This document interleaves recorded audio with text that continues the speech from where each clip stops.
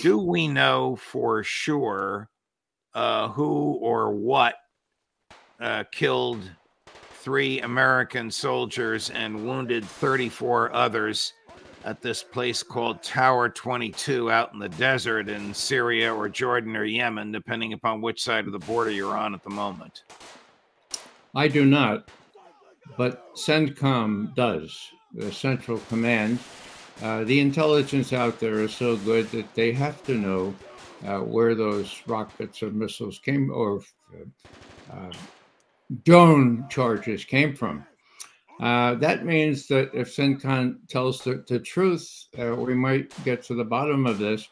But CENTCOM's reputation has been that they tailor the intelligence to suit the policy, and no one was more guilty of that than General Lloyd Austin when he was commander-in-chief of CENTCOM, when he lied through his teeth about successes by the moderate rebels in Syria. So it's the same complex. It all depends on whether there are any honest analysts left at CENTCOM.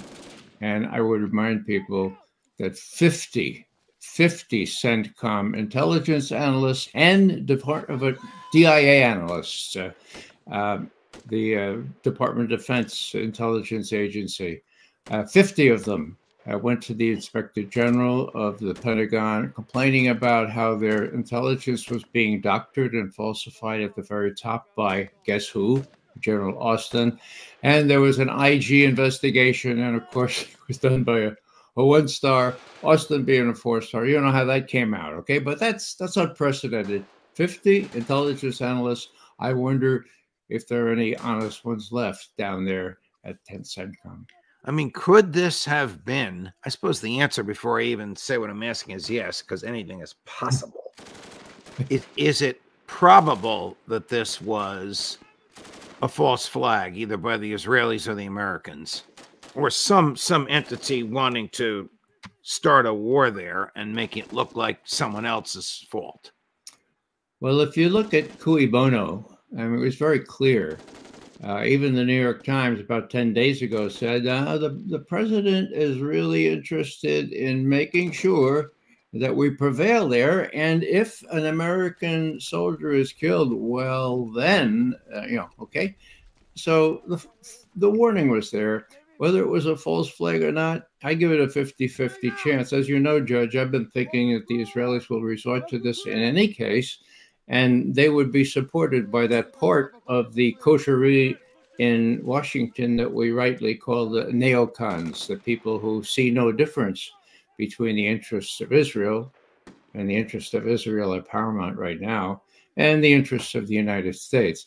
So I don't know the answer. CENTCOM does. I just hope and pray, hope against hope, that the analysis will come up and not be doctored this time, and not be used as a casus belli to go after Iran.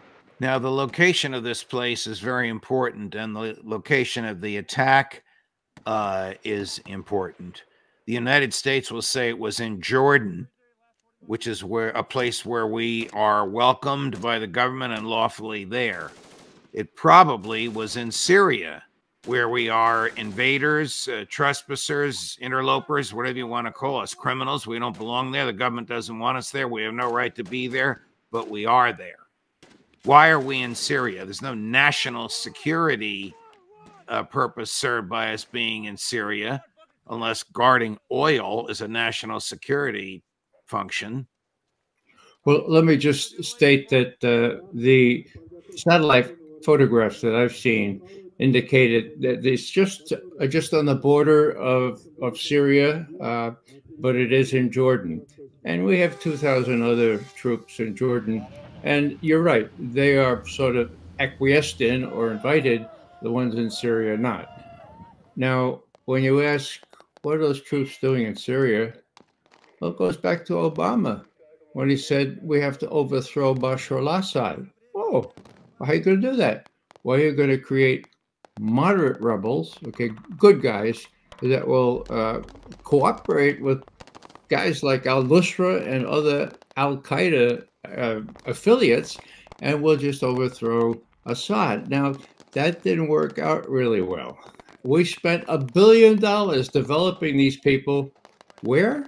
Al-Tanf.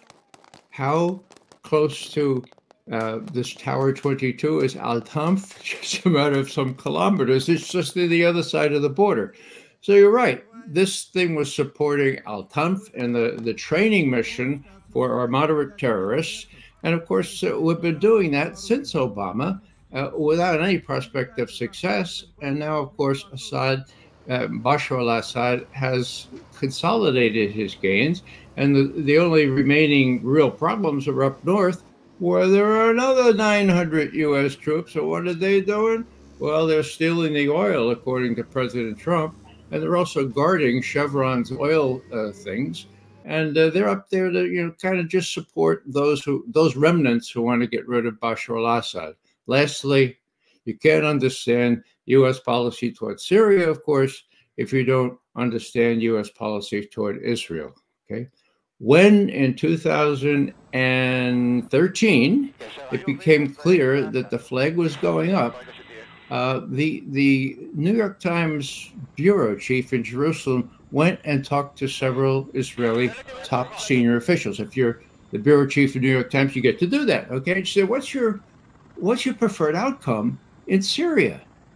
And Alon Pinkas, who we referred to before, former consul general in New York, high Israeli diplomat, says, "Well, Jody, her name was Jody Ruderin.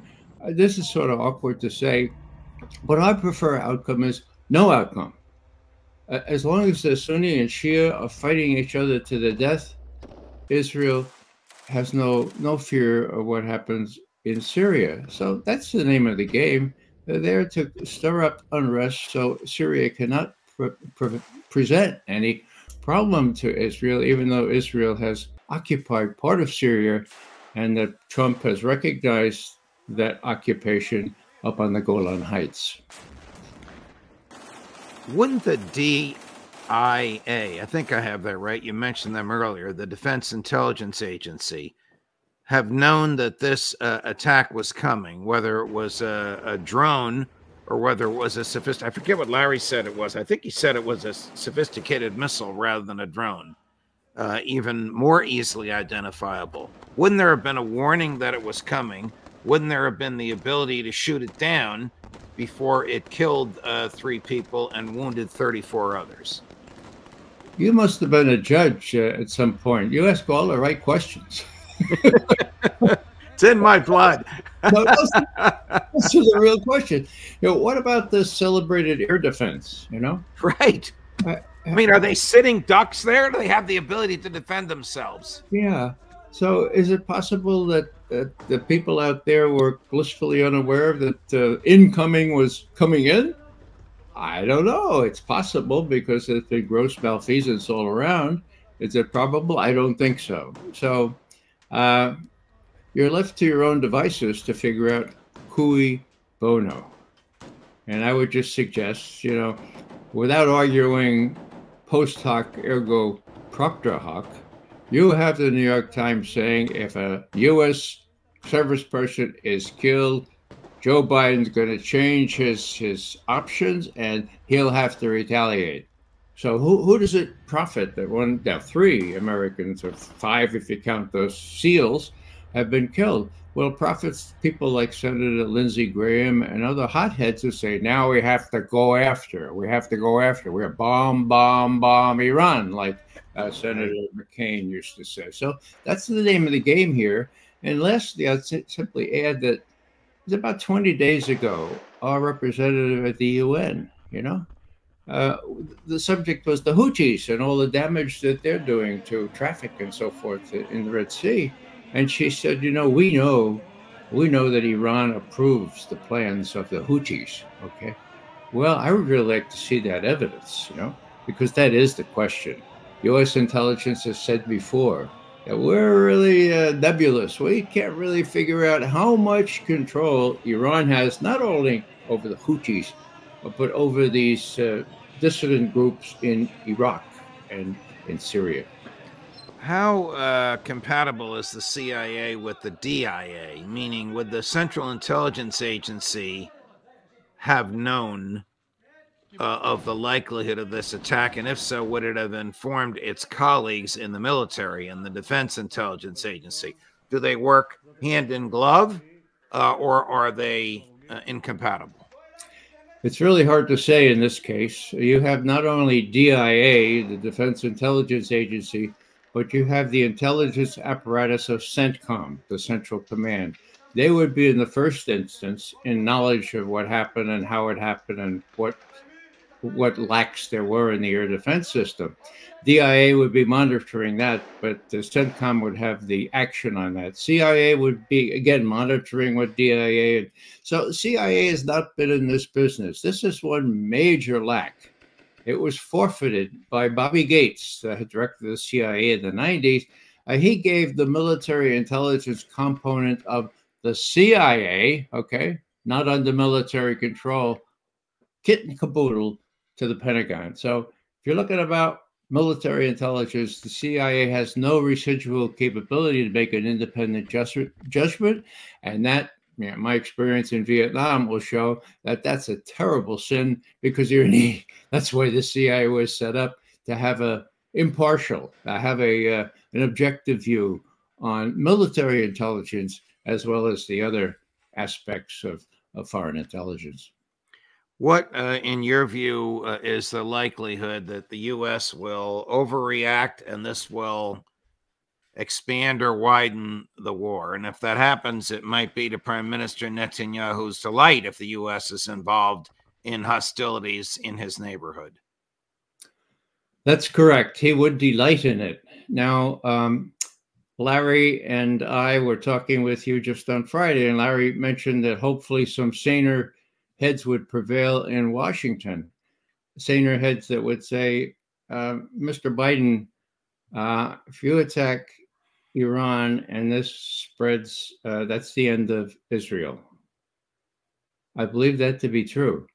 That would be the end of Israel, because even though Iran is not working on a nuclear weapon and doesn't have one, it has such an array of sophisticated missilery, and so does Hezbollah, that would be the end of Israeli cities. Now, that would be a sane voice in the mix.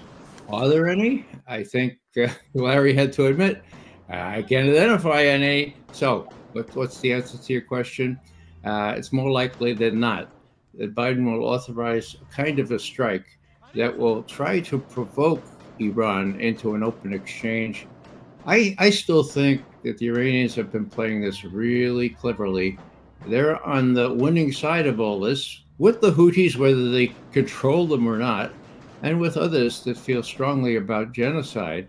I think the Iranians would be able to restrain themselves and not rise to the bait and get involved in an open conflict with the U.S. It would depend on what the U.S. does.